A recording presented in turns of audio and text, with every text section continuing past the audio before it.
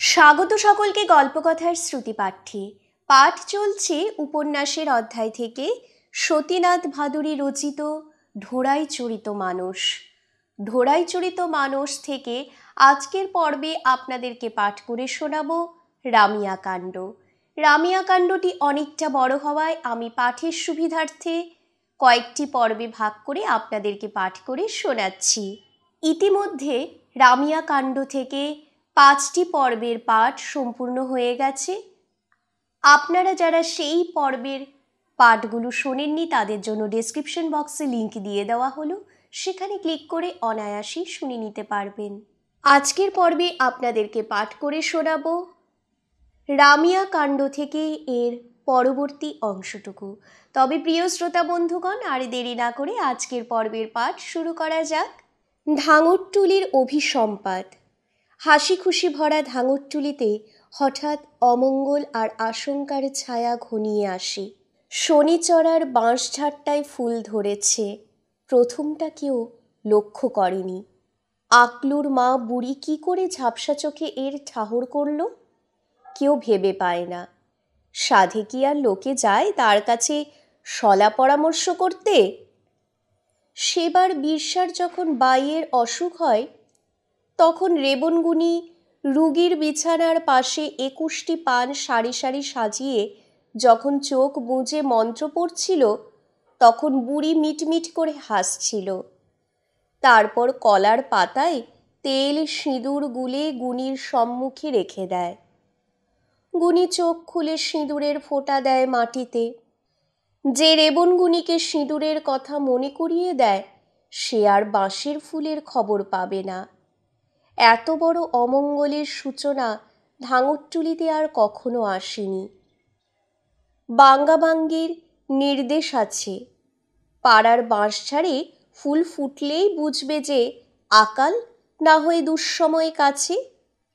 বাঙ্গাবাঙ্গির অর্থাৎ ধাঙরদের দেবতা। ওই ফুলের ফসল ছেড়ো না, তাই দিয়ে বুটি তৈরি করে খাবে। তারপর 12 বছরের বেশি সেখানে থেকো না, 12 বার গাছে তেঁতুল পাকুক। তারপর তল্পি তল্পা গুটিয়ে নতুন জায়গায় গিয়ে বসবাস করবার কথা ভাবতে হবে। ধাঙরটুলির পঞ্চায়েত বসায়। এতোয়ারি মোড়ল। মেয়েদের মুখে পড়েছে শঙ্কার ছায়া, আর পুরুষদের মুখ বিষাদে ভরা। গাছ বাঁশ কুয়ো ফেলে যেতে হবে নাকি? আজ আর পচির উত্তেজনা নেই। পিরিং পিরিং মাদল বাজছে না। বাঁশি আর গানে কারো উৎসাহ নেই। কোনো বাড়িতে উনুনে আগুন পড়েনি। এতোয়ারি আর শুকরা নিজেদের মধ্যে আলাপ আলোচনা করে, আর সকলে নির্বাক। অবশেষে এতোয়ারি এ সম্বন্ধে অন্তিম রায় দেয়, মোড়লের কাজ বড় কঠিন। কত অপ্রিয় কাজ বাঙ্গাবাঙ্গি মোড়লকে দিয়ে করান, কিন্তু শেষকালে দেখবে এই কথা এখন খারাপ লাগলেও পরে ফল ভালো হয়। যার বাঁশঝাড় তাকে ধাঙরটুলি ছেড়ে চলে যেতে হবে।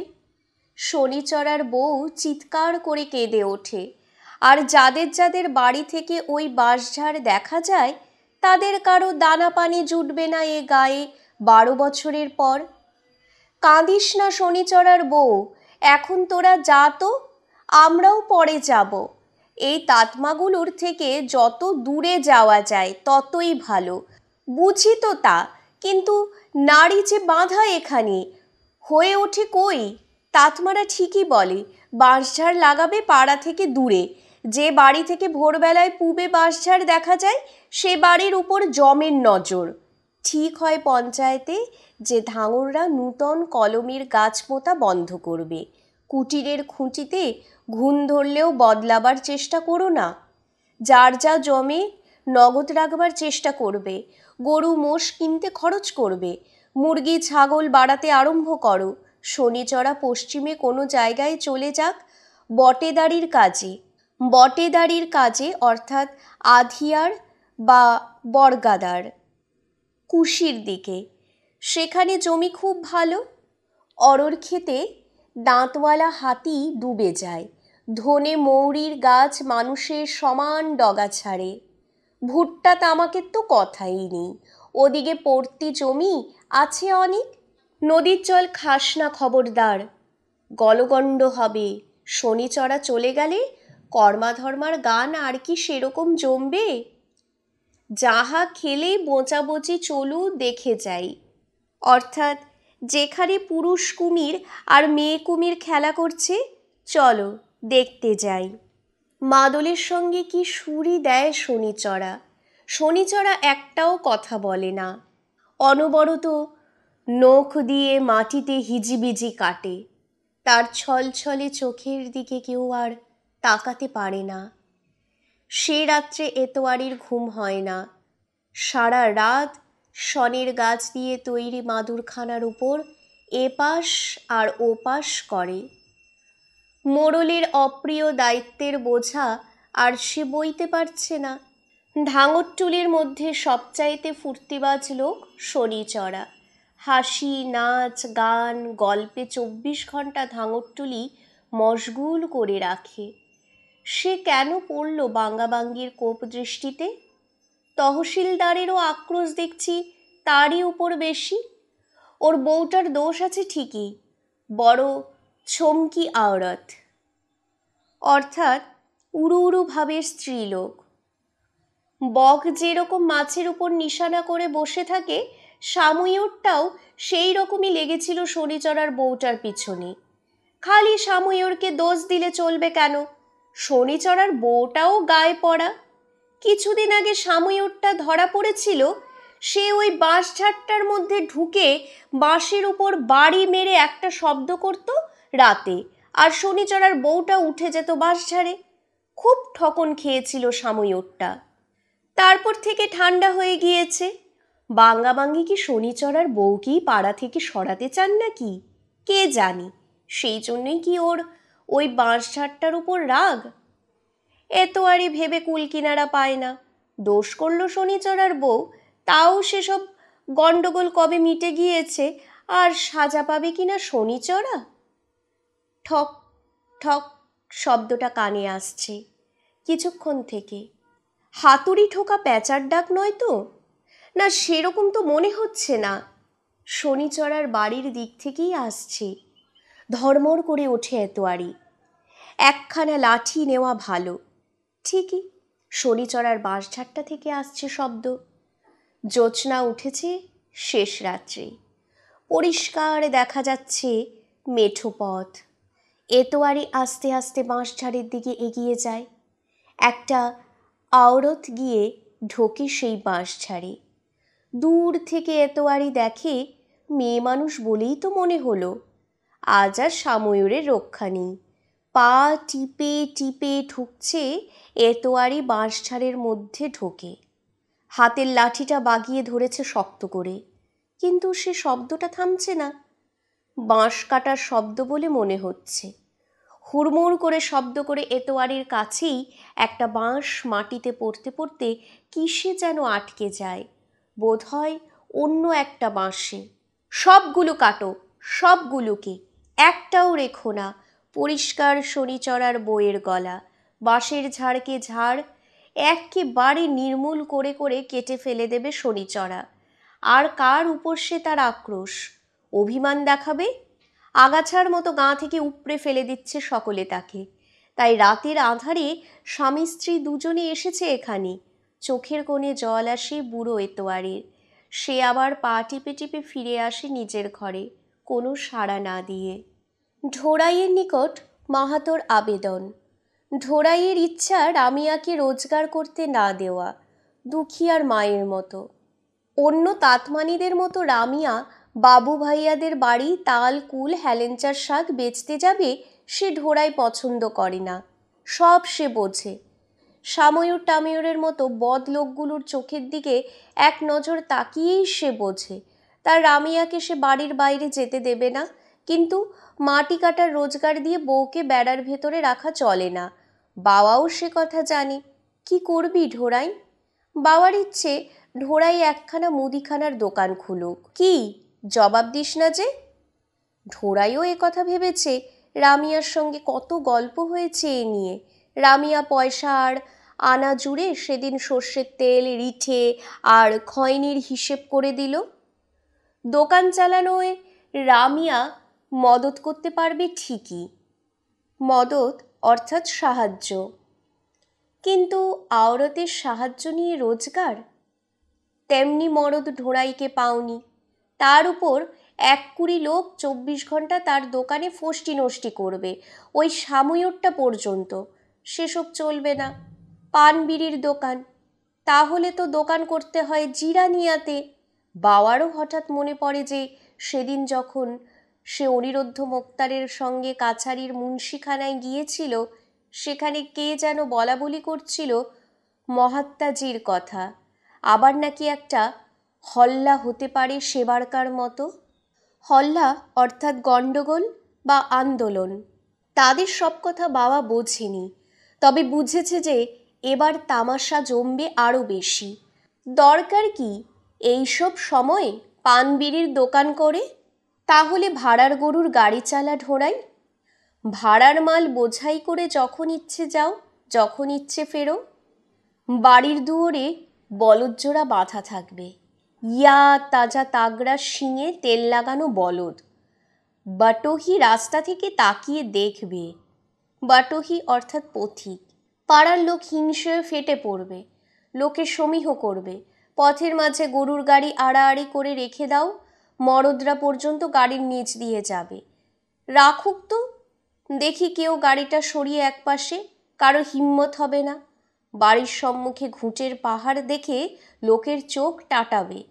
শেষ পর্যন্ত ঢোড়াইয়ের গাড়ি বলদ কেনাই ঠিক হয় ভিকনাহাপট্টির মেলা থেকে। পাড়া আবার সরগরম হয়ে ওঠে, দেখতে দেখতে হয়ে উঠল কি তাতমাটুলি। বড় যখন হয় তখন এমনি করেই হয়, এ বেলা ও বেলা বাড়ে। এক্কেবারে বাবুলালের সমান হয়ে গেল ঢোড়াই। দুখিয়ার মা নিত্যি এসে কানিয়ার সংসার তদারক করে যায়। কানিয়ার অর্থাৎ কনিয়া, কনে বউ বা পুত্রবধূ। দুখিয়াটা পর্যন্ত ভাবির ফাই-ফরমাস খাটে। ভাবি অর্থাৎ ভাতৃবধূ। রামিয়ার কাছে আসে না কেবল ফুলঝরিয়া। ডাকতে গিয়েছিল রামিয়া, তাও আসেনি। 2 হাত দিয়ে মুখ ঢেকে কেঁদে ফেলেছিল। বিনা কাজে মাহাতোর কারোর বাড়ি যাওয়া নিয়ম নয়, তার পদমর্যাদায় বাঁধে। সে শুদ্ধ একদিন ঢোড়াইয়ের বাড়িতে এলো, নতুন বলদজোড়া দেখবার ছুতো করে। মাহাতো তার দুয়ারে। ঢোড়াই কি করবে ভেবে পায় না। রামিয়া তাকে উঠোনে নিয়ে গিয়ে বসায়। পাড়ার লোকেরা বাড়ির বাইরে জটলা করে, নিশ্চয়ই ফের ঢোড়াইটা কোথায় একটা কি কাণ্ড বাঁধিয়েছে, না হলে কি আর মাহাতো এসেছে অঙ্গনে? পশ্চিমে মেয়েটা আবার কিছু করেনি তো? রামিয়া মাহাতোকে পা ধোবার জল দেয়। মশলা বাঁটবার জন্য দুখিয়ার মা যে 2 টুকরো পাথর দিয়েছে তাই দিয়ে সুপুরি ভেঙে দেয়। মাহাতো যতটা খুশি হয় তার চেয়ে আশ্চর্য হয় বেশি। তাতমাটুলির লোকেরা এসব পশ্চিমে তরিবথে অভ্যস্ত নয়, অথচ মাহাতো এ কথা প্রকাশ করতে চায় না। তাড়াতাড়ি পা ধোবার জলটা খেয়ে সুপুরি কয়টা মুখে ফেলে। রামিয়া ফিক করে হেসে ফেলায় মাহাতো বলে, এই রকম হাসিই তো চাই, কিন্তু অঙ্গনের বাইরে গিয়ে নয়। এ কি মুঙ্গেরিয়া তাতমাদের সিঁড়িতে চড়া মেয়ে পেয়েছে? আমাদের কৌনজি তাতমার ঝোটাহারা মদ তাড়ি পর্যন্ত আঙিনায় বসে খাবে, কলালিতে নয়। কলালি অর্থাৎ মদের দোকান। এই আমার গুদরের বউকে দেখো না, তাড়ি খাবার পর একদিন কেউ তার চোখে জল দেখতে পেয়েছে? বাড়ির লোকেও না। কিন্তু বেচারি এখন মুশকিলে পড়েছে ভারী। জানোই তো আজকালকার রোজগারের বাজার। আমি আর গুদারের মা তোমাকে তো নিজের বেটা বলেই মনে করি। তোমার ওই গ্যাংয়ের কাজটা গুদারকে পাইয়ে দাও, তুমি তো ছেড়েই দিলে। ঠোড়াই এতক্ষণে বুঝতে পারে কেন মাহাতো এসেছে তার বাড়িতে। আচ্ছা, আমি এতোয়ারিকে বলে দেখব। ওই তো সব নামেই শনিচড়ার দল। এতোয়ারির কাছে কথাটা তুলতেই সে বলে যে তা কি করে হবে, ধাঙরটুলির কথা তো তারা আগে ভাববে। আর একটা জায়গাও অবশ্যই খালি হবে, শনিচড়ারটা। কিন্তু কজনকে ঢুকোতে হবে কাজে জানো? ছোটা বিরসার চাকরি গিয়েছে, তার সাহেব চলে গিয়েছে বাড়ি বিক্রি করে। সাময়ূরের খুড়তুতো ভাই মানময়ূর, যেটা গির্জায় ঘণ্টা বাজায়, সেটার চাকরিও টলমল।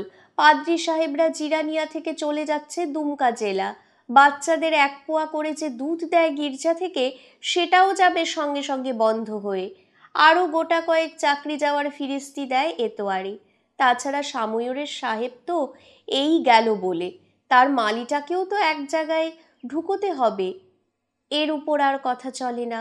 ঢোড়াই বোঝে মাহাতো চটবে, কিন্তু উপায় কি? বউকা পাওয়ার অন্তর্ধান। বাবা ঢোড়াইয়ের বিয়ের পর থেকে একটু বিমনা হয়ে পড়েছে। এতদিন তবু হাতের কাজ ছিল, বিয়ের জোগাড়, ঘর তুলবার বাঁশ খড়ের জোগাড়, গাড়ি বলদ কেনা, এসব কাজে একরকম উৎসাহ এসে গিয়েছিল তার। তার ঢোড়াইয়ের সংসার সে নিজে হাতে পেতে দিয়েছে। রামজি তার মাথায় যে কর্তব্যের বোঝা চাপিয়ে দিয়েছিলেন, তা বইতে ইতস্তত করেনি একদিনও। সে আর কি করেছে? যার কাজ তিনি করিয়েছেন। তবে এতদিন ঢোড়াই ছিল একটা অবলম্বন ছিল। এখন বড় একলা লাগে, ভিক্ষা চাইতে ইচ্ছা করে না, রামজির কথা পর্যন্ত মনে আসে না। তিনি সব দেখছেন উপর থেকে। আত্মগ্লানিতে ঘন ঘন মিলিট্রি ঠাকুরবাড়িতে যাতায়াত আরম্ভ করে, বেশিক্ষণ করে বসে রামায়ণ শুনতে। বারবার সেখানকার রাম সীতা, লক্ষ্মণজি, মহাবীরজির মূরতগুলিকে প্রণাম করে। মূরত অর্থাৎ বিগ্রহ। মহান্তজি প্রসাদ করে কোলকে তার হাতে দিলে অন্যমনস্ক হয়ে টান মারে, কিন্তু কিছুতেই স্বস্তি পায় না। ঢোড়াই আর রামিয়া ধরেছিল তাদের বাড়িতে খাওয়ার জন্য, সে রাজি হয়নি। তাই নিয়ে রামিয়া চোখের জল ফেলেছিল, কিন্তু বাওয়ার মতে নড়চড় হয়নি। বাওয়া সপাক খেত চিরকাল, তবে ঢোড়াইয়ের ছোঁয়া খেতে তার কোনো দিন দ্বিধা হয়নি। রামচন্দ্রজি যাকে ছেলে বলে কোলে তুলে দিয়েছেন, তার বেলায় কি ছোঁয়াছুঁয়ির কথা ওঠে? কিন্তু তাই বলে সে আর তার স্ত্রী এক নয়। ঢোড়াই এর জন্য মনে মনে বেশ দুঃখিত হয়েছিল। বলেই ফেলল, তোমাকে মেয়ে বাঁচতে দেইনি বলে রাগ করেছ বাবা? দেখো অবুঝ ছেলের কথা, বোঝালেও বুঝতে চায় না। আরে না না, তা কি হয়? তবে কেন খাবে না বাবা? ঢোড়াইয়ের সন্দেহের নিরসন হয় না। বাবা হেসে প্রশ্নটা এড়িয়ে যায়। অনুতাপ নয়, তবু ঢোড়াইয়ের মনে হয় যে সেও যদি বাবার মতো সন্ন্যাসী হয়ে থাকত, তাহলে তার সঙ্গে গোসাই থানে থাকতে পারত। কিন্তু রামিয়া, তাহলে তার জীবনে রামিয়া তো আসতো না।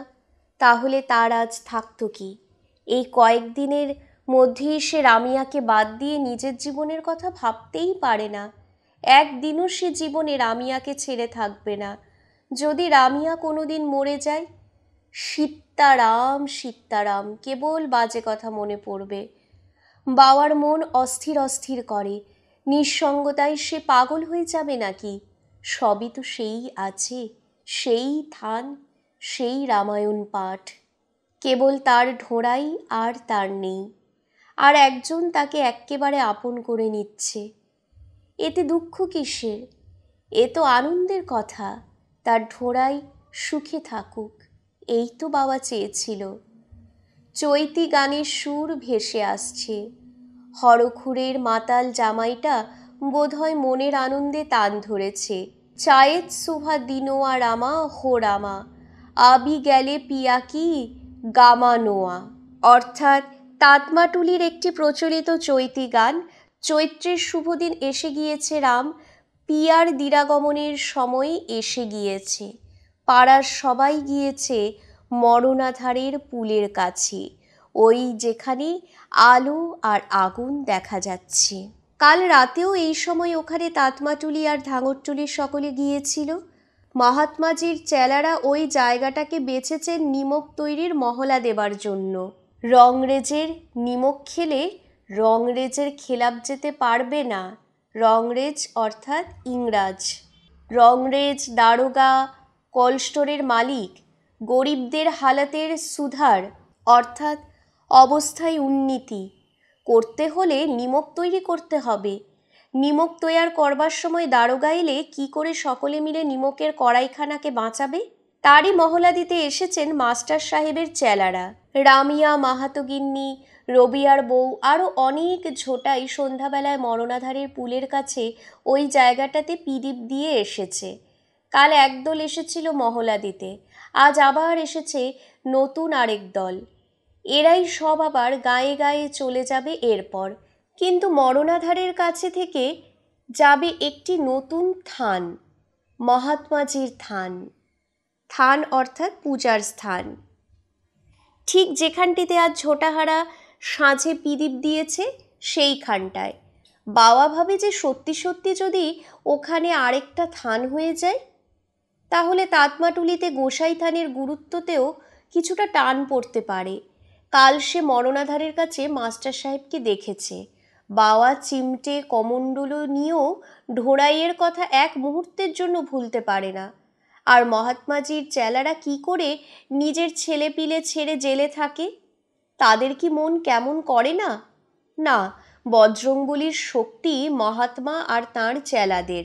বজরংবলী অর্থাৎ মহাবীরজি, রামচন্দ্রজির আশীর্বাদ আছে তাঁদের উপর। কিন্তু একটা জিনিস বাবার মাথায় কিছুতেই ঢোকে না। কয়েক সাল আগের সেই গানহি বাওয়ার তামাশা আর হল্লার সময় আফিংখোর উকিল সাহেব আরও কত মুসলমান পেঁয়াজ ছেড়ে গানহি বাওয়ার চেলা হয়েছিল। ওই মিয়াদের আবার বিশ্বাস। মিসিরজির কাছ থেকে বাবা শুনেছে যে অযোধ্যাজিতে রামচন্দ্রজির মন্দিরটাকে মিয়ারা মসজিদ করে নিয়েছে। দেখো আস্পর্ধা! ওই মিয়াদের সঙ্গে এত মাখামাখি মহাত্মাজির চেলারা করেছিল, তবু রামচন্দ্রজি কেন মহাত্মাজির চেলাদের উপর এত সদয়? মহাত্মাজিকে রাখুক তো দেখি সরকার জেলে। রামচন্দ্রজির আশীর্বাদ তার মাথায়। তাকে কি কলস্টোর দারোগা জেলে পুরে রাখতে পারে? তুলসীদাসজিকে একবার এক নবাব জেলে রেখেছিল। লাখে লাখে বাঁদররা গিয়ে তাকে জেল থেকে বের করে এনেছিল, আর মহাত্মাজি রাখবে তালা দিয়ে। মা মরার সময় বলে গিয়েছিল অযোধ্যাজিতে গিয়ে থাকিস, সেখানে অনেক ভিক পাওয়া যায়। হঠাৎ এ কথা মনে পড়ল কেন? রামজি বোধহয় মনে পড়িয়ে দিচ্ছেন আমার পথের কথা। তিনি আমার মাথার উপর থেকে সব ভার সরিয়ে নিয়েছেন। অযোধ্যাজি যাওয়ার রেল ভাড়া জুটিয়ে দিয়েছেন। বলেছেন, ভরত রাজার মতো তোর হলো নাকি? শুভদিন এসে গিয়েছে। আবহু ভাবনামা বৈঠ হো আঙনমা, গণিদেহ পিয়াকে গাম নামা হো রামা। অর্থাৎ চৈতি গানের অপর এক লাইন, এসো হে বামুন ঠাকুর অঙ্গনে বসো, পিয়ার দিরাগমনের দিনক্ষণ দেখে দাও হে রাম। এসো বামুন ঠাকুর অঙ্গনে বসো, পিয়ার দিরাগমনের দিনক্ষণ দেখে দাও। না না, আর পাঁজি পুঁথি দেখবার দরকার নেই। বাবা ঝেড়ে ফেলে দিতে চায় মনের পরতে পরতে জমানো ঢোড়াইয়ের স্মৃতিগুলি। চৈতে গানের ইঙ্গিত, মরা মায়ের আদেশ। রামজির অঙ্গুলি সংকেতকে তাচ্ছিল্য করতে পারে না। তাকে সব ছিঁড়ে বেরোতে হবে, না হলে তার দশা হবে ভরত রাজার মতো। এই জন্যই বোধহয় তার মন এত অস্থির অস্থির লাগছিল।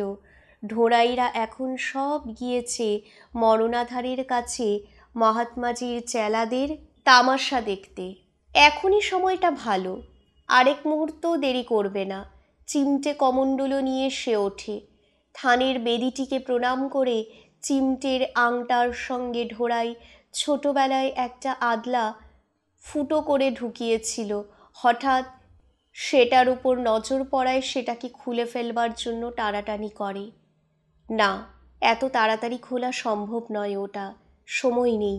সীতারাম চায়েত সুভা দিনোয়া রামা, আবি গেলে পিয়া কি গামা নোয়া হো রামা। শুভদিন এসে গিয়েছে, আর এক মুহূর্তও সময় নেই নষ্ট করবার। চিমটের আংটার সঙ্গে আদলাটা লেগে যে শব্দ হচ্ছিল, সেটা ক্রমে ক্ষীণ হয়ে আসে। তেল ফুরোনোয় থানের পিদীপটার বুক জ্বলছিল, সেটা দপ করে নিভে যায়। গানহি বাওয়ার ভিন্ন মূর্তিতে পুনরাবির্ভাব। সার্ভে খাতা খতিয়ান অনুযায়ী মরণাধার সমেত বকরহাট্টার মাঠ তাতমাটুলির জমিদার বাবুর নিজস্ব সম্পত্তি। আসলে তাতমার ধাঙররা এখানে আসবার অনেককাল আগে থেকেই বকরহাট্টার মাঠ ছিল মরগামার লোকেদের গরু চড়ানোর জায়গা। এ ছিল জনসাধারণের জমি, অর্থাৎ রেকর্ড অফ রাইটসে লেখা থাকে গৈর মজরুয়া আম, সর্বসাধারণের সম্পত্তি। ঢোড়াই জন্মাবার 6 বছর আগে যখন এখানে সার্ভে হয় তখন জমিদার বাবুর টাকা পয়সা খরচ করে। সার্ভে অর্থাৎ সরকারি ক্যাডাস্ট্রাল সার্ভে, এটাকে তার নিজের পতিত জমি বলে সার্ভে কাগজপত্রে লিখিয়ে নেন। পতিত জমি অর্থাৎ অনাবাদি। তারপর থেকে লার জন্য কুল গাছ বিলি করতেন তিনি। কপিল রাজার কাছে শিমুল গাছ বিক্রি করতেন তিনি। কেউ এ নিয়ে মাথা ঘামায়নি। এখন জমিদার বাবু মাথায়। বকরহাট্টার মাঠ নিয়ে অনেক জিনিস খেলছে। এর মধ্যে যদি মহাত্মাজির থান হয়ে যায় বকরহাট্টার মাঠের মধ্যে, কিংবা এই নিয়ে যদি থানা পুলিশ মামলা মোকদ্দমা হয়, তাহলে হয়তো আবার নতুন করে এতদিনের চাপা পড়া জমির সত্ত্বের কথা উঠবে। ওখানে পিদিম দেওয়া আরম্ভ হয়ে গিয়েছে, এ খবরও তিনি সঙ্গে সঙ্গে পেয়ে গিয়েছেন। রতিয়া, ছড়িদার, পর্ষাদি, নায়েব, রবিয়া সকলের নামেই বাকি খাজনার ডিক্রি করানো আছে। তারা সবাই এখন তার মুঠোর মধ্যে। তিনি সাঁঝেই তাদের ডেকে পাঠান। পরের দিন ভোর হতে না হতেই হৈ হৈ কাণ্ড তাতমাটুলিতে। মোটরে করে লাইন থেকে পুলিশ এসে হাজির, সঙ্গে আবার রংরেজি টুপি পরা হাকিম। রংরেজি টুপি অর্থাৎ হেড। তাঁরা মরণাধারের দিক থেকে ফিরছেন। মরণাধারের কাছে এখন কোনো লোক নেই, তবে রাত্রে সেখানে আগুন জ্বালানো হয়েছিল। শুকনো ঘাসের উপর তার চিহ্ন আছে। চৌকিদার আর দফাদারের খবর যে রাতে তাতমাটুলির আর ধাঙরটুলির ছেলে বুড়ো সকলে ভেঙে পড়েছিল ময়নাধারের কাছে। তাই হাকিম এসেছেন তাতমাটুলিতে। দেখা গেল যে পুলিশ সব খবরই জানে। হাকিম বললেন, যেসব খবর আমরা রাখি আজ কিছু বললাম না, যা করেছো করেছো, আর যেন ভবিষ্যতে না হয়। বাইরের লোক কেউ তোমাদের পাড়ায় এসে সরকারের খেলাপ কাজ করলেও ধরবো তোমাদের। তাতমাটুলির একখানা ঘরও দাঁড়িয়ে থাকবে না তাহলে, বলে রাখলাম। রোজগার করো, খাও দাও, থাকো, না হলে ফল ভুগবে। তোমাদের কিছু বলার থাকে তো আমার কাছে যখন ইচ্ছা বলতে পারো, কিন্তু কংগ্রেসের লোকদের পাল্লায় পড়েছো কি তোমাদের সব কটাকে ধরে জেলে দেবে। সকলের মন ভয়ে কেঁপে ওঠে। মহাত্মাজির চেলারা, মাস্টার সাহেবের চেলারা তাহলে কংগ্রেসের লোক? কিছুদিন থেকে মিসিরজিও রামায়ণ পাঠের সময় কংগ্রেস কংগ্রেস কী সব বলে। এখন এসডিও সাহেবও সেই কথা বলছেন।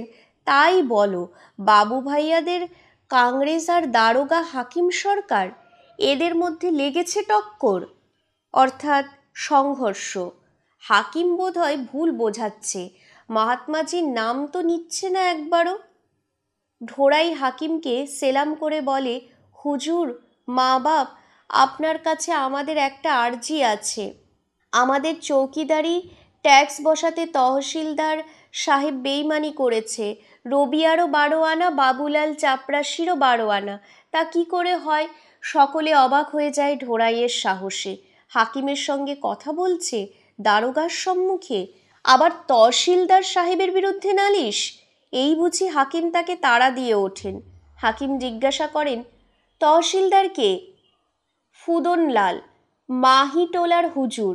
বাবুলাল চাপরাশির গলা শোনা যায়।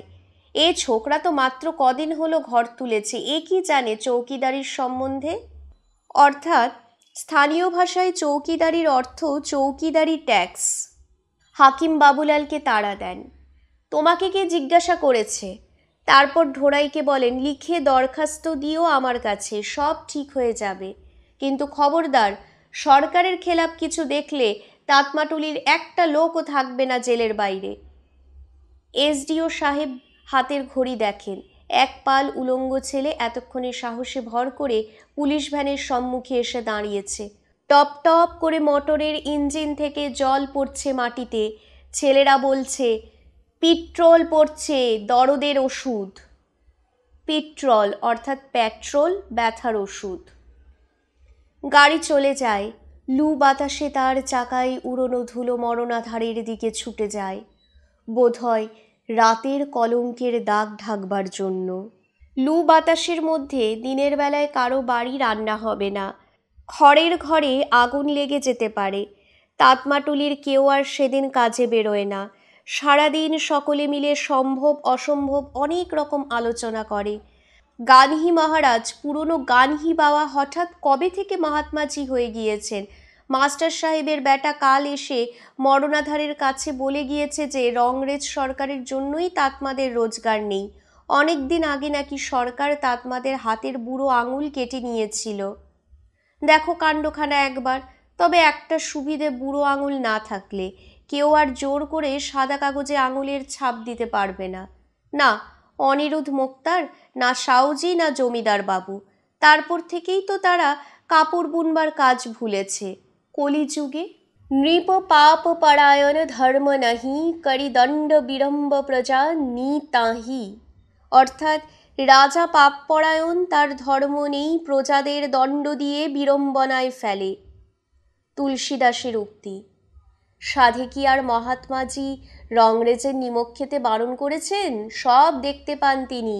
ওই রংরেজের নিমক ছিল বলেই না কপিল রাজার জামাইটা তাতমাটুলির বুকের উপর বসে গরুর চামড়ার কারবার করতে পেরেছিল। আচ্ছা আচ্ছা, ছাড়ো এখন এসব কথা।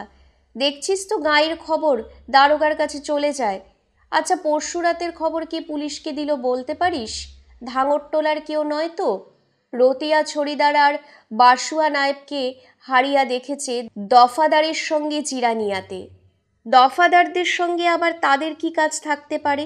সে দুটো গেল কোথায়? সত্যি তাদের তো সকালবেলা থেকে দেখা যাচ্ছে না। হারিয়া বলে যে আমি কাল জিজ্ঞাসা করেছিলাম তাদের, তারা বলে যে চৌকিদারি খাজনার কথা বলছিলাম। এসব আবার কি গায়ের মধ্যে? পঞ্চায়েতিকে না জানিয়ে চৌকিদার দফাদারের সঙ্গে মেলামেশা? ঢোড়াইয়ের রক্ত গরম হয়ে ওঠে। গাঁয়ের লোকের বিরুদ্ধে দফাদারদেরকে খবর দেবে? হোক না সে নায়েব। এ মামলা নেবে কিনা বলো মাহাতো, সাফ সাফ বলো, এ মামলা পঞ্চায়েতিতে রাখবে কিনা? ঘসার ফসার কথা নয়, অর্থাৎ বাজে কথা। কেবল লোটা নিয়ে ময়দানে যাওয়া পঞ্চায়েতি করেন সব। সকলেই ঢোড়াইকে সমর্থন করে। গ্রামের সকলেই মুখ চোখের ভাব আর কথাবার্তার ধরন দেখে ভয়ে মাহাতোর মুখ শুকিয়ে যায়। আর ওই সেদিনের ভুঁইফোড় ছোকরা ঢোড়াই, সেই কিনা গাঁয়ের লোকের মুখিয়া হয়ে আগিয়ে আসে। মুখিয়া অর্থাৎ মুখ্য শব্দ হইতে প্রধান, প্রমুখ। নতুন পয়সার গরমে ফুলে ভাঁথি হয়েছে ছোঁড়াটা। ভাঁথি অর্থাৎ হাপড়। বললাম গুদারকে একটা কাজ দিতে মাটি কাটার, সে বেলা পারলেন না। গুদারকে আমার পাঠাতে হলো মুঙ্গেরিয়া তাতমাদের সঙ্গে মজুরি করতে। আমার পুতুহ অর্থাৎ পুত্রবধূ, ওই মইয়ে চড়া মুঙ্গেরিয়া তাতমা মেয়েদের সঙ্গে এক হয়ে গেল। মুঙ্গেরিয়া তাতমা অর্থাৎ তাতমাটুলির তাতমারা নিজেদের বলে কৌনজি, আর যে তাতমারা রাজমিস্ত্রির কাজ করে তাদের বলে মুঙ্গেরিয়া। মুঙ্গেরিয়া তাতমাদের মেয়েরা রাজমিস্ত্রির কাজ করার সময় মইয়ে চড়ে বলে তাতমাটুলির ঝোটাহারা তাদের অবজ্ঞার চোখে দেখে। কৌনজি তন্ত্রীমা ছত্রীদের ঘরের বউ শহরে মইয়ে চড়তে আরম্ভ করেছে। এই রকম দুর্দিন পড়েছে। এর মধ্যে আবার থানা পুলিশের ঝঞ্ঝাট করবার দরকার কি? সেবারের মতো আবার মহাত্মাজির চেলারা তারির দোকানে গোলমাল করবে নিশ্চয়ই। এই রুখার দিনে, অর্থাৎ রুক্ষ শব্দ থেকে শুকনো গরমের দিনে, এ অঞ্চলে লোকের বিশ্বাস যে গরমের সময় তারি খেলে শরীর ভালো থাকে। এ আবার আরেক ফ্যাসাদ জাগগে। লোকের হাতে পয়সা থাকলে তবে তো তারির দোকান যাবে। ঢোড়াইয়ের সব থেকে বেশি আনন্দ যে সে আজ হাকিমের সঙ্গে কথা বলেছে। বলবার সময় সে একটুও ঘাবড়ায়নি। যা যা ভেবেছিল সব গুছিয়ে বলতে পেরেছে। হাকিম তার কথা শুনেছেন, আর বাবুলালটা কথা বলতে গিয়েছিল সেটাকে এক ধমক দিয়েছেন। এখন ঢোড়াই যে কোনো হাকিম আসুন না, তার সঙ্গে কথা বলতে পারবে।